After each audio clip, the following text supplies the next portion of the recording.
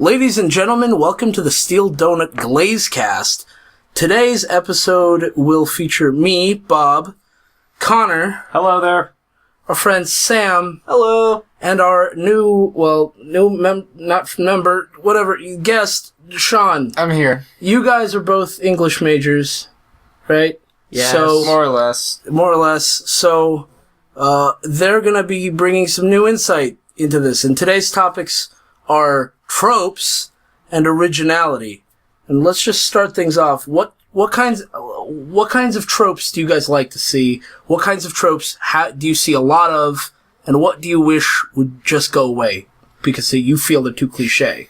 Well, in terms of within my actual major, I write short stories and stories like that, not like fan fiction or anything. Uh-huh. As far as that goes, the biggest trope I see is usually something involving troubled pasts or difficulties with the past that affect their reactions with the present.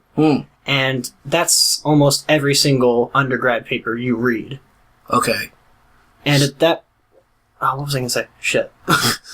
So when you mean not just trouble with the past as in terms of it's something that comes up occasionally, but it's like the main central focus of the story. Yeah. Kind of thing.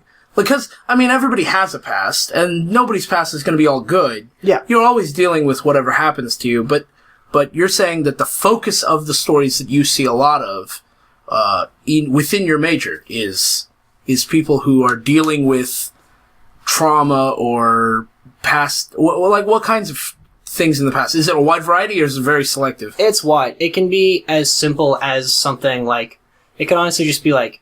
I'm not saying simple, I'm not saying parental abuse or parental splitting is simple, but right. That's a pretty basic thing compared to, I kid you not, I had a paper in my last class, a person had a gay twin couple, they were twins, Mm-hmm. they were brothers, and they had sex with each other. Okay. Because their mother was a schizophrenic who beat them. Oh, and she dressed There's a straight line between schizophrenia and gay incest. Yeah, it's like... Right? Yeah, that's it's what you're like, saying? Okay. The approach to this story was wrong, in my opinion, because it was all about the shock value. Okay. And that's one approach you can do towards that. You can just completely introduce these ridiculous topics. From the past, this happened, therefore, we're in a court case. We were in a court case in which they're like, oh, I'm so hesitant to confront my mom because I haven't seen her in 4 years, and I might actually like her when I see her. Yeah. And at the same time, it's that's not the point of the story. I don't know why this is even an arc. It's I see. They're getting too centralized around the dark past. The actual dark past. Instead of trying to make the central plot the unique thing that they were... it's unique. Maybe not such a great plot idea. It's just... But it is unique. Yeah. I've nenever heard of another story trying to talk about that. Yeah. And it's you guys know the Flowers in the Attic book series? No. Please indulge. What? No, please indulge. I don't know what you're doing with. It's this book series where, a woman has a bunch of children, she moves in with her mother, but she can't let her mother know she has the kids, so she locks them up in the attic. And basically, it's kind of like a controversial book, because two of the kids start to kind of develop romantic feelings for each other. So I'm just thinking this person's train of thought is, what if we took that, but made it more controversial, and they're gay? Oh, yeah, there we go.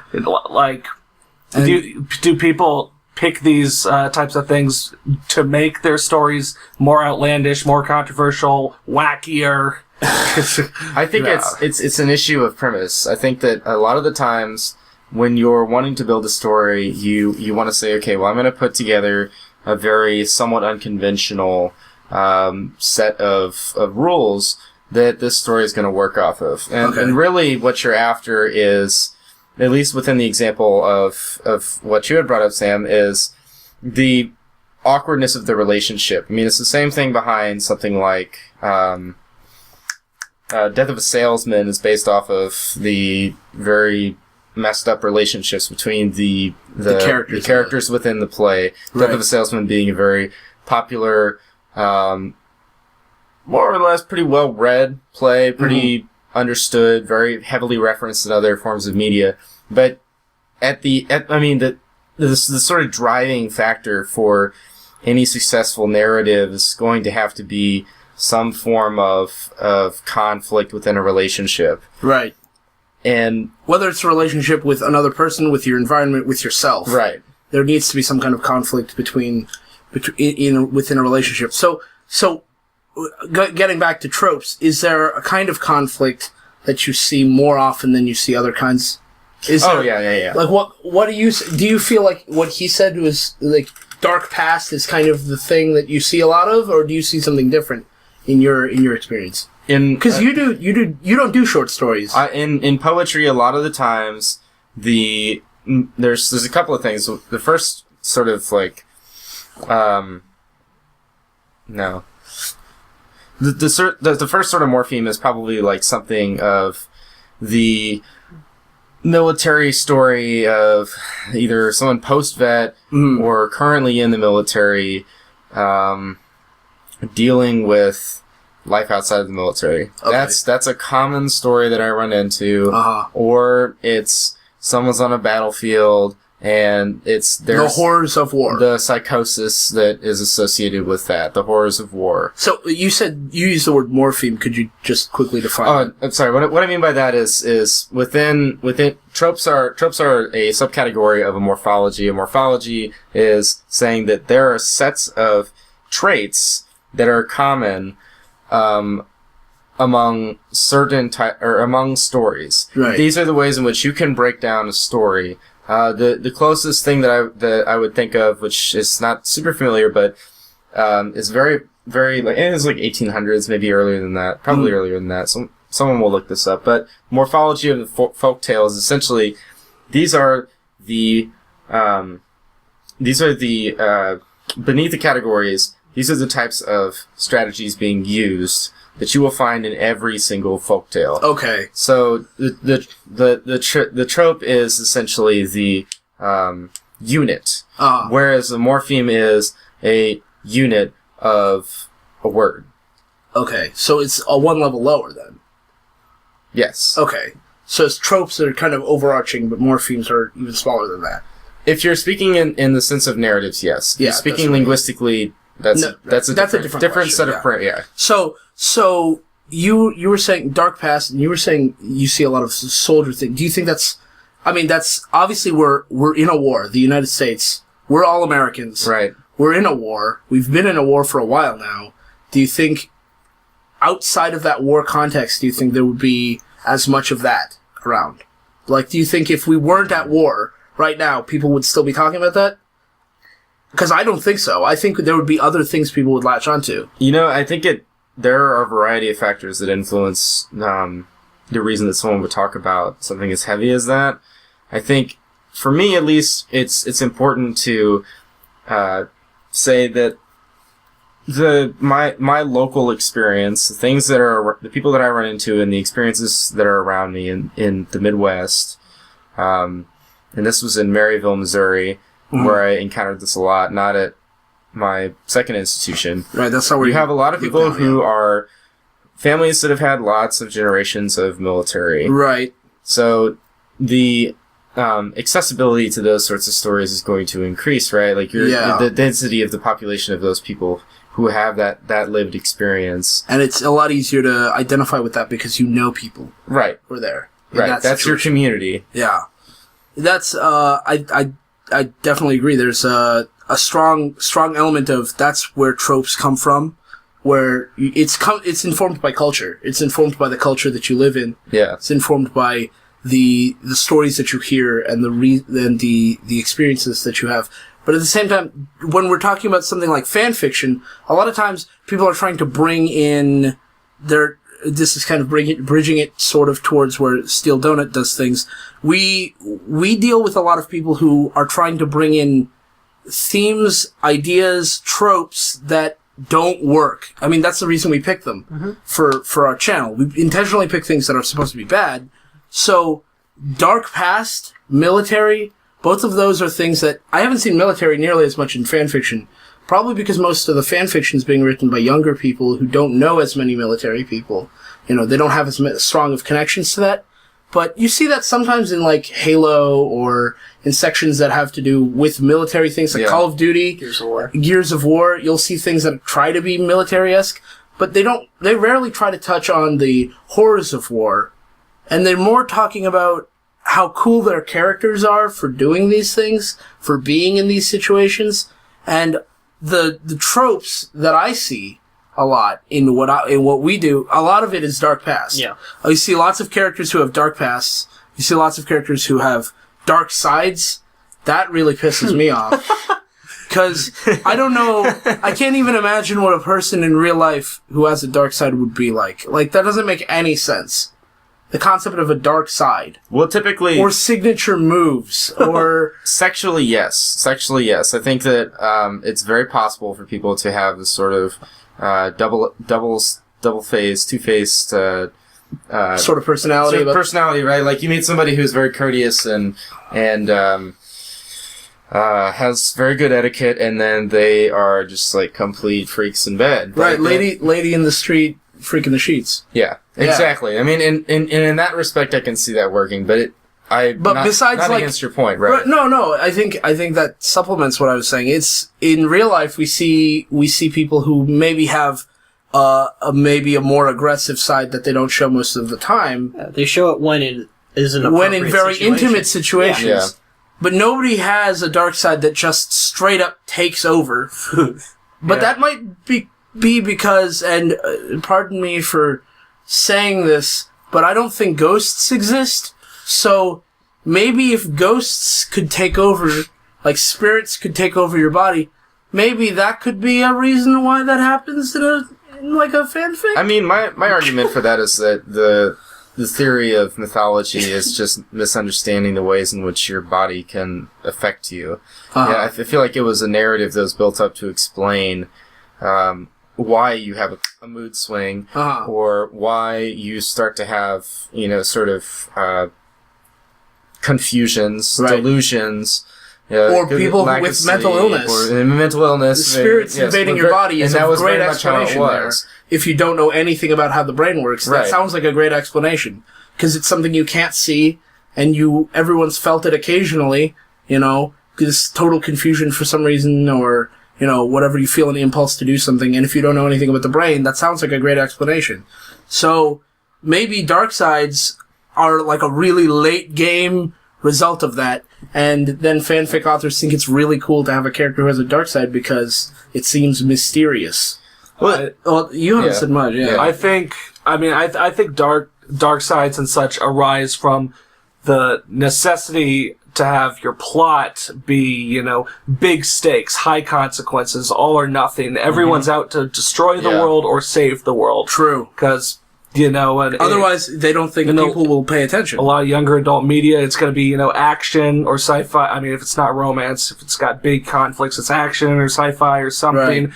So you need, high power levels. You need, strong fighters or whatever. Yeah. So then your dark side is just a way to turn someone into somebody who can handle that type of conflict.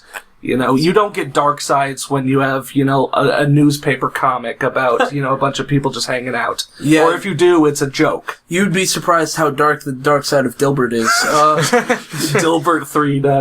Do you think that there is a sort of, maybe not spectrum, but what do you think is the sort of range and depth? I don't mean just... In dark sides? Just 2D, but the range and depth that you would expect of a well-written story, given that what we're talking about is using that trope and relying on that trope as a sort of like very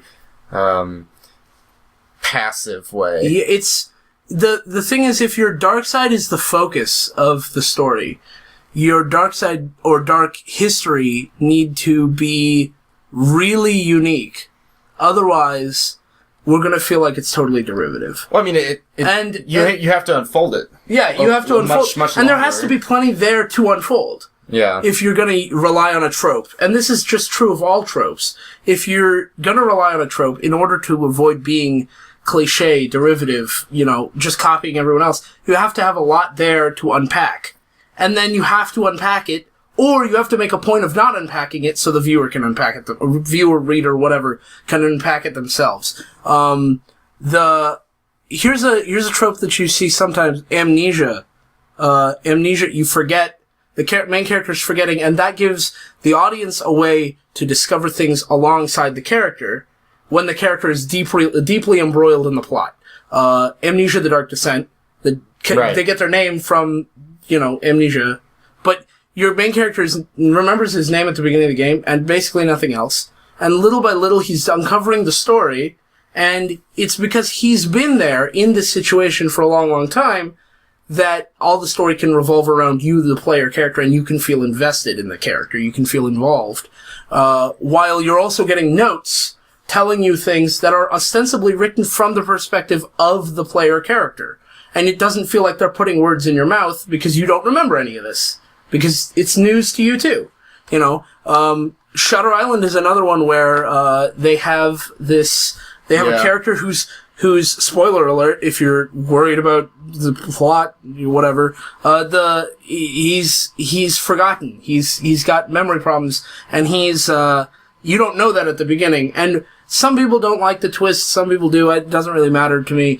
The point is just that he's going through a situation, and he learns more about the situation as it evolves, and eventually the big revelation comes out, and you as the audience member feel whatever you feel, but you feel at least as confused initially as the main character does. That's where it works. Yeah. On the other hand, and everyone knows that I'm an unashamed Sonic fan, Shadow the Hedgehog is like an awful example of using amnesia. He doesn't remember his past, except for the name Maria, and then he just walks around and shoots people. Mm-hmm. Does he have a reason? No. He just doesn't remember things. And that's it. That's all there is to it. There's no depth. There's nothing to unpack, because if you know his history, you know his history. If you don't know his history, you don't know his history. And that's all there is to it. Do you think that it's possible that, and I'm not farming this for popularity of what I'm about to bring up, but given that this is a character type, the Deadpool character, Shadow is very much representative of somewhere between there and Rebel Without a Cause. What do you mean? I can't remember his fucking name. But like he's Shadow the Hedgehog. Shadow the Hedgehog. I thought you meant the concept, you were using some term. I wasn't. Okay, I meant the actor from Rebel Without a Cause. Right. Somewhere between those two forms. Okay. Shadow to me is supposed to function as the audience, actually. Really. In the sense that Shadow the Hedgehog disrupts the stability of the narrative between the other characters. Because Sonic is basically an all good guy. Yeah. And Eggman is an all bad guy. And Shadow manages to be neither. Yeah. He's an anti-hero. Yeah, would you... And then, of course, they morph him into all kinds of different weird things for all the other games. That's what I was going to ask. I was going to ask, would you say he was an anti-hero, or would you say he's just a villain? I would say he's the fourth wall. Okay. Because Sonic never kills anybody. Because Sonic never shoots anybody. Sonic doesn't drive a car. There's a reason Sonic doesn't drive a car. He'd be faster than the car, obviously. But in a sense, that's a reason why they let him drive around and shoot people. Because you as the player character, you as the player, you're walking around doing things as Sonic, and you're like, okay, well, yeah, I can jump on these dudes, but it'd be a lot easier if I could just shoot them. Now Shadow gets to shoot people, and that's them using, and I guess that also lets the amnesia function as you get to learn about Shadow's past alongside him. The only problem is, after they've revealed it, if he keeps having amnesia in other games, it doesn't make any sense. After Sonic Adventure 2, he has amnesia during Sonic Adventure 2, and then he remembers everything near the end. And then Sonic Heroes, for some reason he has amnesia again. In Sonic the Hedgehog, or Shadow the Hedgehog, he has amnesia again. In Sonic 06, he doesn't have amnesia, but now he's just an all-good guy, and he's basically a completely different character, he's an all-good guy who works for Gun and shoots people. And so... Does he ever appear in Sonic Boom? I believe he probably does. I don't know. I haven't followed the more recent Sonic games. You go ahead.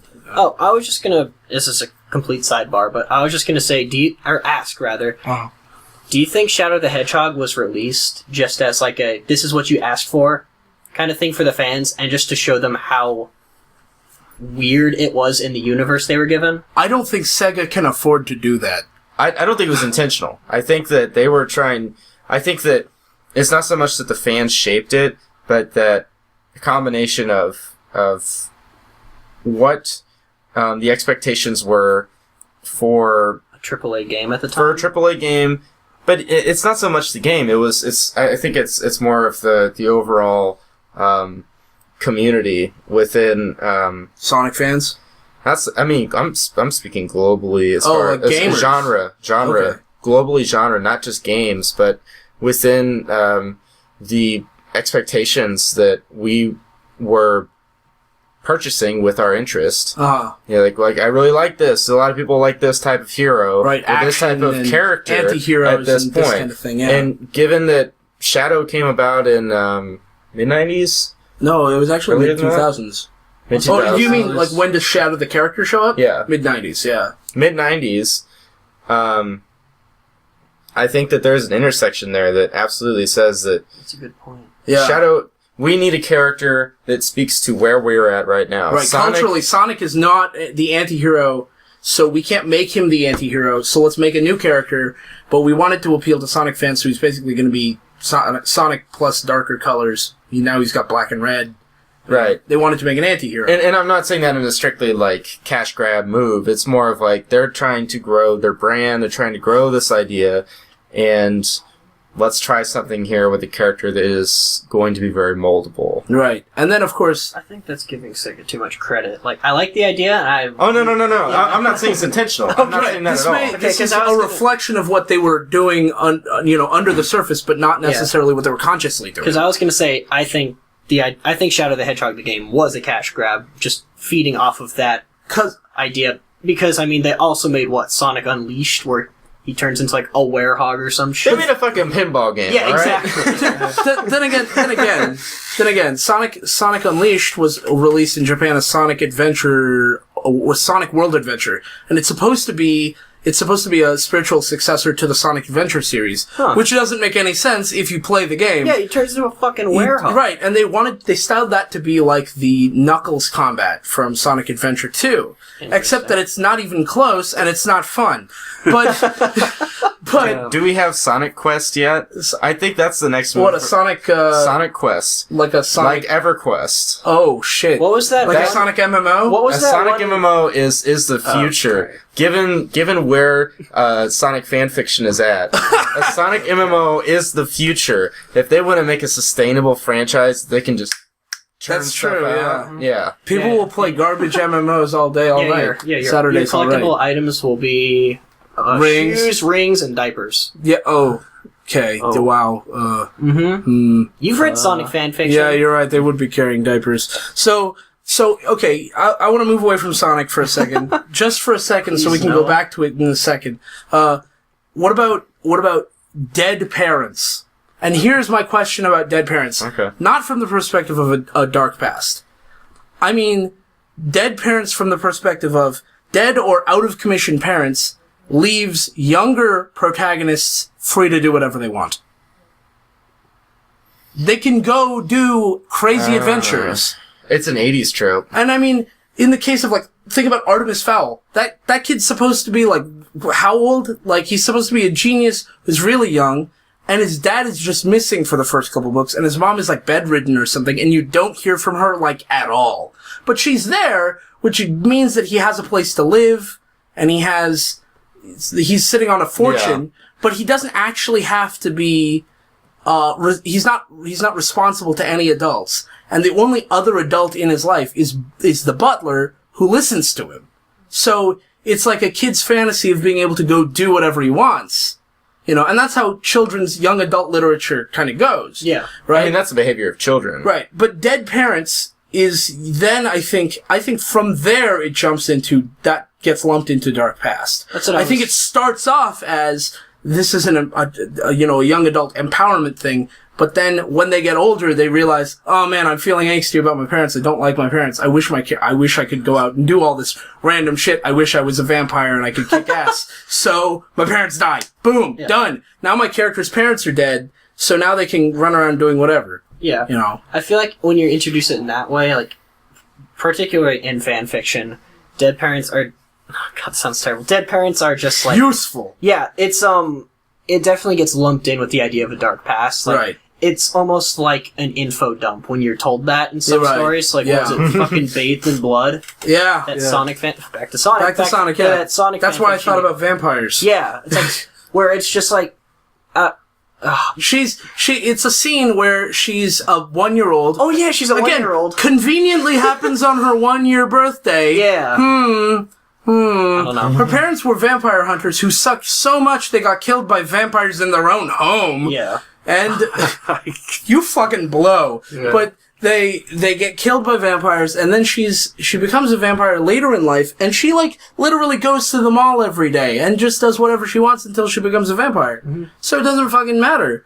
Literally her dead parents are just there to give her free reign to go do other things. And so that you can license the claim that she has a dark side, a dark past. Yeah, it's just like, there's a difference between having dead parents as like a pivotal moment in a character's plot and Right. lumping it in with a bunch of other shit. Right, and Star Wars actually does that too. I mean, Luke's parents, he doesn't know, but his aunt and uncle die, and that gives him free reign to go do other things. Oh, he can now go with Obi-Wan and do whatever he wants. It's like this kind of dips into the idea of tropes are. We mentioned earlier that tropes are, or Sean did rather, that they've been around for years and years and years, and Right. it's like things people always write about. It's not even that they write about them; they're just the tools. Yeah. They're tools that like allow you to make stories. Right. It's like Star Wars is an example of someone using tropes. Ton of tropes. Ton yeah. of tropes. Basically the hero's journey. Yeah, there's the hero's Yeah. journey, Yeah. there's the wise elder Yoda, there's, dead parents. Wise Elder also Obi-Wan. Yeah, wise elder Yeah. Obi-Wan, wise elder Dark Yoda. past, mysterious Dark past, all that stuff. Yeah, Special weapon, all of it. Yeah. yeah. It's just, And those are all tropes that Star Wars employs. yeah, it's the idea that you can use these tropes, but you just need to have a compelling enough story that they're wrapped around. Right, yeah. If the special weapon was the same special weapon as another story that was out at the time or well known or popular. It's a gun! It's a gun! Like, nobody would care. It would be, and that's, I think, a problem with fan fiction.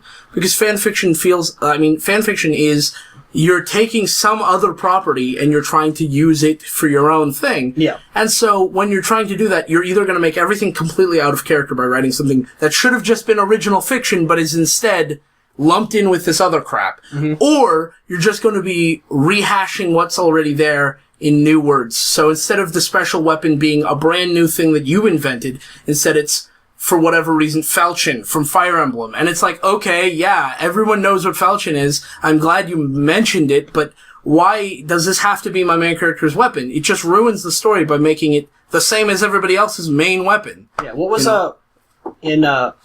You should probably let. Yeah. Do you have anything to say, Connor? I have a plot that I really don't like to see. Oh, but- please. Let's hear it. Okay, I wish, and this is taking it real lowbrow, because this is basically like, Butt fucking. no, fan fiction does this, the Butt most. fucking. I wish, could people stop getting sucked into their video games, please? Oh, You know, yeah, like, that's Creepypasta does that too. these guys have been playing Fire Emblem, at least Bob has, so Yeah. we've been looking in that section. If I see one more, I'm playing my DS, and all of a sudden I fall into the game, and then I wake up lying down, and Crom's standing over me, and he pulls me up, and I'm with the crew Fucking- now. Yeah. It doesn't help that the story of Fire Emblem Awakening starts with your character waking up Exactly, and yes. not sure how he got there, and Crom is like, "Who are you?" Oh. But I don't like Yeah. it. I Falling won't into read your- a story where that happens. That's I don't. definitely a fan fiction specific trope. Well, Yeah. there's a reason for that. Though. Yeah, yeah, definitely. You're talking about a community of writers. Well, I'll say that community of writers who are trying to localize or trying to find something to explain their experience. I really do think that there is a diaristic bent to fan fiction that, in order to escape the sort of problems of that diaristic bent, you have to introduce some other media into it. I mean, you can't avoid doing that at some point. But fan fiction takes the extra step to say, all right, I want to figure out how do I feel right now in the landscape of some other world that somebody else made, but some other world. you're communicating with the things that you love. Right. Yeah. So I guess I was just gonna say it's like almost like an escape. Yeah. Yeah. These are people who, I mean, we're not trying to psychoanalyze here. Yeah. Right. Yeah, But- yeah. But people write what they want to write because they're trying to escape. I mean, nobody writes or plays or watches movies that are just like their life. Because if you did, you must really love your life. I mean, nobody loves every part of their life. Everybody has their own problems, however big or small. And those things we can escape by exploring media. Let me go against that for just a minute. Go for it.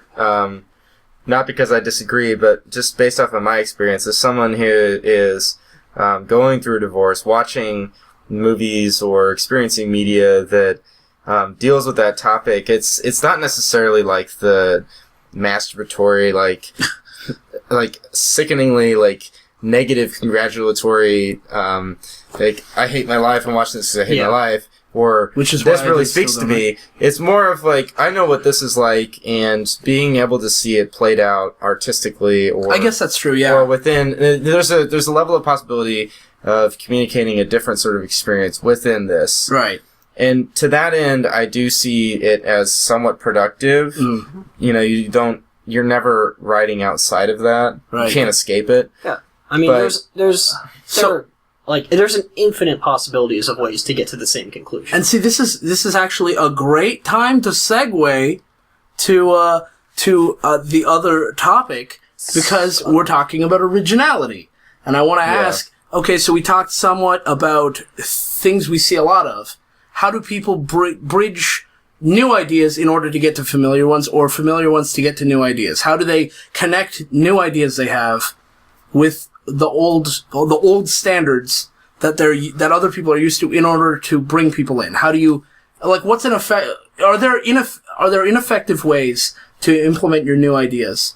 And I can think of one right off the top of my head, but I want to hear it. Do you have something? I have something to say. Oh, by all means. I think, honestly, if you're trying something new, don't present it as something wrong. Like, don't say, hey, I'm doing something new, give it a chance. I think you present it as if it's one of your pieces of work, and as if it's something that is Okay. a way to write it. Like, So maybe don't start with give it a chance. Yeah, it's like this. Give it a chance implies that, Like, to bring it into fan fictions, it's like, I know it's bad or weird, but hey, I see whatever. what you're saying. It's Yeah. like, just write what you want to write in the way you want to write it, as long as that's not saying write in complete, like, alphabet soup and write And garbage. complete utter gibberish. I'm just and saying. that also doesn't mean that you should be unreceptive to people making corrections or criticism. Yeah.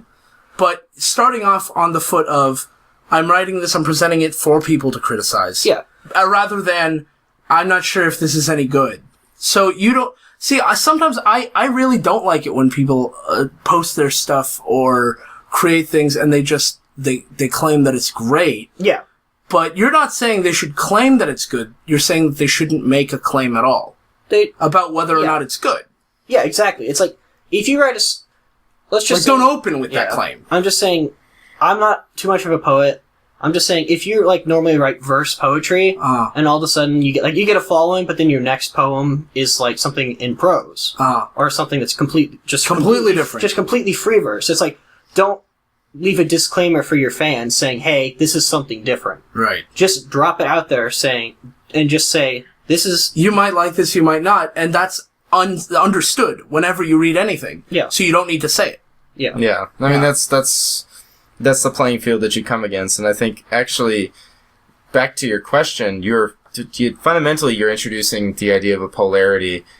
You're saying that There might be some clash, yeah. right, and you're wanting to move outside of that, as opposed to along those two variables. Right. And The variables of familiar ideas and new ideas. Right. You're saying that somewhere between or outside is where creativity exists. Between would be something like fusion, and outside would be something like the avant-garde.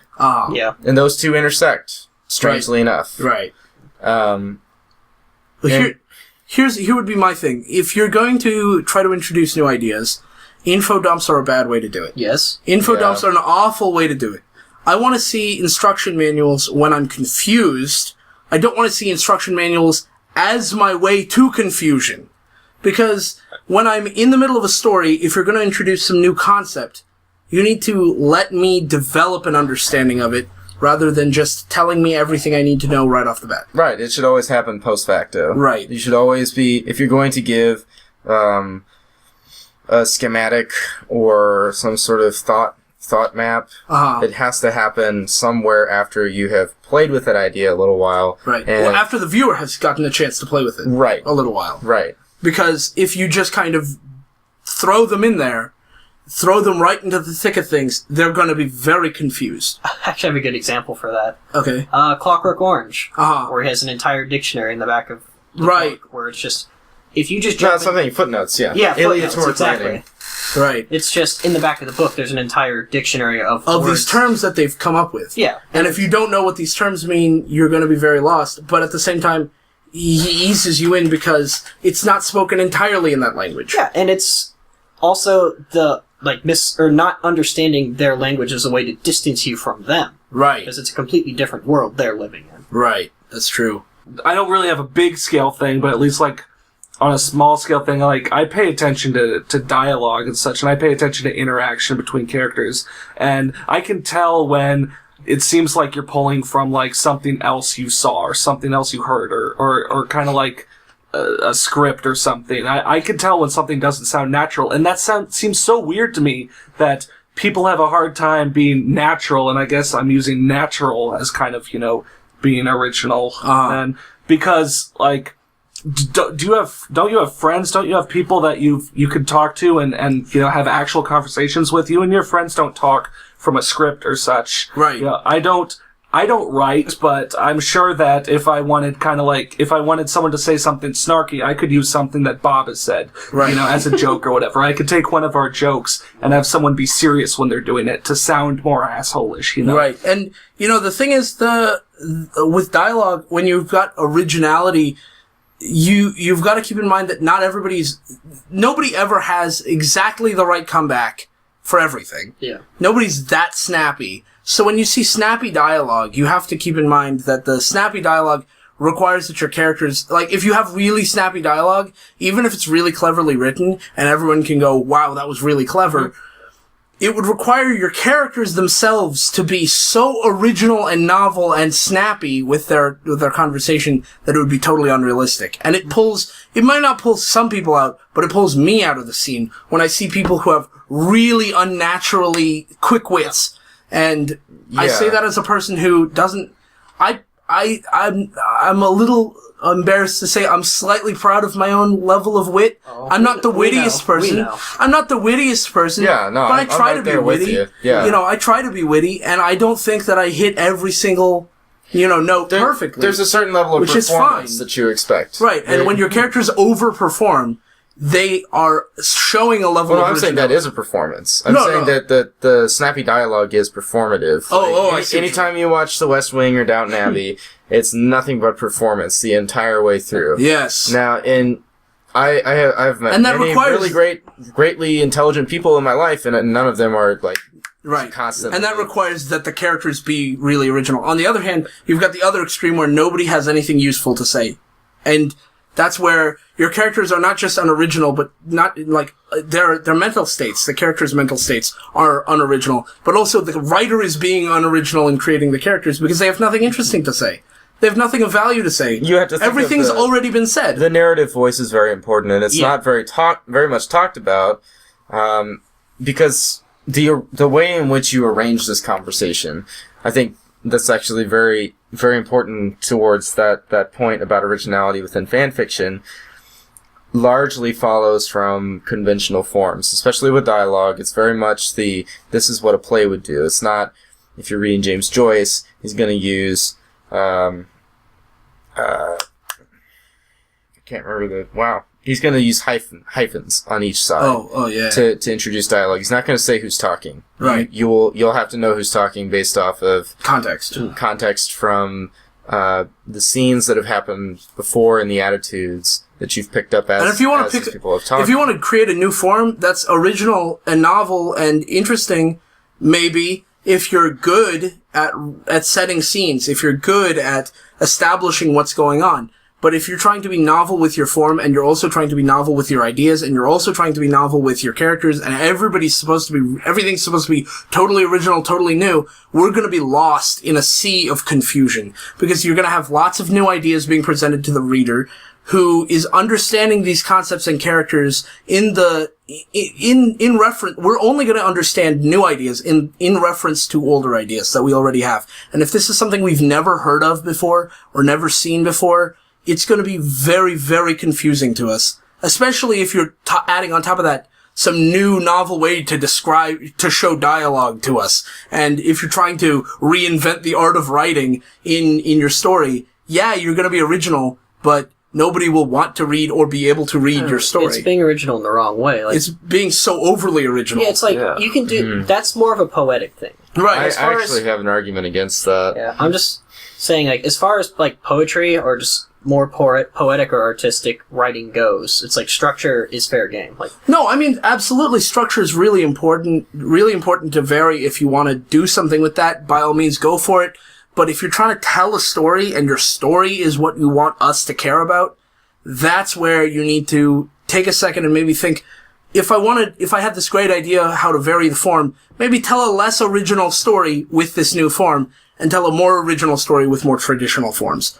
Because otherwise, if you try to mash everything together, we're going to be very, very confused. Because it's possible to tell a very boring original story a very boring, unoriginal story, but do it in an interesting way and makes us go, oh, okay, I see. That's the point that I'm making is that this is in music, this is using the studio as an instrument argument. So like that's Andy Warhol painting a Campbell's soup can. Right. Yeah. It's not about the object. It's not about the object itself, it's about what he's doing with it. It's where he's going with it. It's somewhere between those two. I mean, it's like, I don't even know the actual saying, but it's the idea of it's not the end, it's the journey that gets there. Like the hero's journey. Right. Yeah. Like back to tropes. It's like, yeah. I mean, how do you get there? Yeah, using examples from my time in colleges or in my major, I've had multiple stories of wives being killed. Like, again, just like dark, or not even dark past, just dark occurrence, dark. That's where we are in our lives right now. Right. But I've had a story two different stories in two different classes that ended with a wife being killed. The first one was pretty simple. It was a bad marriage. Husband got drunk, killed his wife. Okay. I was like, okay, that's pretty cut and paste. Standard, yeah. Second one was really antisocial kid masturbates in public restroom, finds Russian bride online. Whoa. Buys her, realizes he doesn't love her, and throws her in front of a truck. Oh. And it's like... So another cut and paste classic story. Yeah, it's like... This outcome, the hero's journey. Outcome is about the same. They're both in a lovelish marriage. Right. But one is much more interesting to engage with than the other one. Right, it has a lot more... You're more involved. Because it's there's more going on. You can be completely original in the way you tell a story that's been told before. Right. One's a lot more easy to imagine. One's a lot more simple. I'm not discrediting either one. Right. Like, they could both be good stories in their own ways. It all depends, like you were saying, it depends on how you write them and just like the story in which it's And it also depends on what you're trying to say. Yeah. If you're trying to say something that's been said before, that's okay. You can do that. There's nothing wrong with writing a story or making a movie or writing music that says things that have been said before. Because you might have some new take on it. You might not. You might think you have some new take on it. You might just be bringing your own experience. Right. It doesn't really matter. Yeah. If you want to say something, you need to know what you're going to say in order to, and you should shape what you're being original about around that. You can't just be original. Well, if you want to say something and engage your readers, especially in the form of writing, you need to be able to be original in a way that's not going to get in the way of your message. And I think what I see a lot of is when I see people trying to be original, I see them trying to be original, but just to be original, just to be different. Can I put something in here? By all means. Another way that people try to be original is to subvert tropes, where it's like, the guy doesn't get the girl, or the hero doesn't win. Right. And it's role like, reversal. And at that point, it's just another trope. Like, you can do that, but again, it's just not this. Yeah, it's just like you have to figure out how you're going to get there still. Yeah. It's like just the fact that you've reversed the roles doesn't make it an original thing. So because that's done all originality, the time. originality doesn't necessarily mean that you have to change everything about your story. Yeah. It doesn't even necessarily mean you have to change anything particularly about your story. Your story can be as boring, well, maybe not as boring, but it can it can tread topics that have been treaded before. Yeah. Many, many times, Absolutely. in many, many ways. But your originality needs to shine through in how you approach the topic, how you establish characters, how you establish scenes. And if there's some specific thing that would benefit the message you're trying to say when you're doing that, that's what you need to focus on in being original or unoriginal as the case may be. You want the unexpected outcome of the equation. What do you mean? Like to hit that point of originality, you are wanting to set up these things that are, I mean, they necessarily have to have some level of familiarity to them. You can't write something that is completely unfamiliar. It's impossible. Yeah, it is. Right, because it's coming from your brain. Yeah, if you're coming from the autism spectrum, then that's the only argument I could make is something outside of what we might consider a average curve of expected. It's also possible to write something that's outside of the realm of experience of your audience. But you can't write outside But you can't write outside of your own experience. Right. That's you can write outside of what is culturally acceptable, or it's not even statistically consistent. Okay, is what I might say. Right, statistically consistent, which is what happens when people write about like supernatural things, like Harry goes off to become a wizard at Hogwarts. She's not drawing on her own experience of becoming a wizard. She's writing outside the statistics. Most people don't go become wizards. What about but some do. What about the fan fiction I sent you, where Harry drops out of Hogwarts to become a Christian? See, that's a little bit more closer to the statistics. But that's actually transgressive. Yeah, most Hogwarts dropouts do become born-again Christians. In that author's defense, the only reason I sent that to you is because I thought that idea was fucking awesome. That's true. It's the dumbest thing ever, and I love it. Yeah. Yeah. It's that's what I'm saying. That's not the outcome that you would expect. Yeah, exactly. Yeah. That's where you do the equation and you're like, how did I get this answer? So, how do I rebuild myself back to where I was supposed to get this answer? That's the sort of showing your work. Is there a way to do that completely wrong? Is there a common way to do it completely wrong? To go for the unexpected answer and nobody will like it because it's terrible. That is actually subjectively terrible, I mean. So, to me, it would have to be... The force of the rhetoric there would have to be based off of what the lenses or the parameters that you're setting. These are the rules. This is once you violate those rules, this is where it becomes objectively within that subjective experience. Because it can't be... If you're going to do a subjective experience, it would have to have some level of objectivity for you to say, yes, this is bad. Right. And what you might say is... that it really back to your initial question of familiarity. In the same place that, and this could be totally wrong, but this is what I'm thinking about this right now, is that somewhere between familiarity and unfamiliarity, assuming that there's, and even then, it's not really unfamiliarity, it's how the distance of familiarity for you, how far away from your locus is how far away from your own experience is this new thing. Yeah. And I think it's actually somewhere, I think things that we, like public access television. Public access television is almost universally considered terrible. Right. Now, why is that? Well, you might say one argument is that it's because of production values, or it's because of, things that are economically centered, not so much aesthetically centered, not so much within the creation of it as an art form or its experience as a public spectacle. And that's a very, very undecided. I don't have an answer for it. Why is the reason I don't have one is because I can't hold that I love that. Love how awful it is. Right. But I can't say that it's objectively awful. Right. I would say that it is collectively, subjectively awful. Everybody basically agrees, but that doesn't make it objective. It's not so much awfulness, actually. I think that there's something about it that is... it's not that it's uninteresting. It's that it violates your... Or at least for me, it violates a sort of byline, a sort of quality floor, we might call it. And so beyond this, there are things that are worse than what this I level think are of quality. bad. Right, that's true. That's why I love Steve Grohl. Yeah, but see, that's being original. That's being original in how bad it is. Yeah, exactly. It's trying its hardest to be this new level of bad to help you appreciate basically what you don't have to put up with. It's being incredibly ironic with the idea that public access television is bad. Yeah, right. The middle of the road is probably the most commonly attacked target. Middle of the road, anything. Yeah. Like, if you're talking to people within, our communities, whatever, give a name to it. Yeah. They're gonna say Foo Fighters is objectively terrible. I have a good one. They're Nickelback.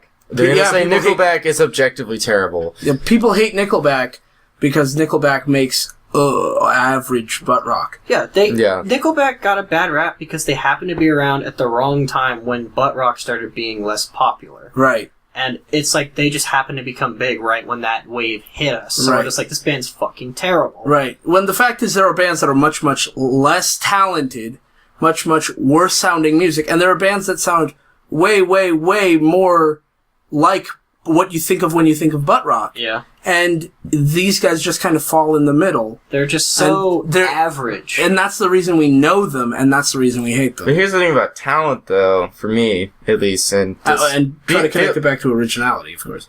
Right, and I don't think that there's I don't think there is an intersection of talent and originality, but it's not necessarily that the more talent you have, the more originality that you can. Right, there might be the potential for you to make this originality successful is not necessarily drawn back to that. It's not founded upon that. Right, so they're not necessarily one and one. Right, they're not directly related. Right, not even inversely related. They're related, but it's a confusing relationship. Yeah. Yeah, it's difficult to really gather exactly how the two are related. Right. Like, I mean, there's people love Nirvana. There's no talent in that band. I mean, if your parameter of talent is, let's say classical, let's say that your parameter of talent is somewhere between classically trained musician and jazz musician. That's the totally freeform. That's the totally everyman. Classic. Yeah, that's the everyman definition. And you're saying the knowledge of your instrument is based upon, well, what's the range of expression that you can do? Not necessarily how well do you express it, what's the range of the expression? Right. That's where those technical arguments come into. That's where you have people saying that Jackson Pollock fucking sucks because he was a shitty painter. Right. He was, within... His range of expression is not very large. No, but the expressiveness is very much apparent. I mean... It doesn't matter if people like it. Someone goes in there and they're affected like that. Like, there's no question at all. Right. And see, the thing is, it's from the sense of like how versatile is it, talent-wise. If that's what you mean by talent, not talented. He's not a talented person by that definition. Right. Neither was Nirvana. Kurt Cobain did not have a great range vocally. Dave Grohl isn't an incredible drummer in that sense. The guitar, the bass, everything in Nirvana is just okay. And it's the same pretty much in every song in terms of like feel or their variedness.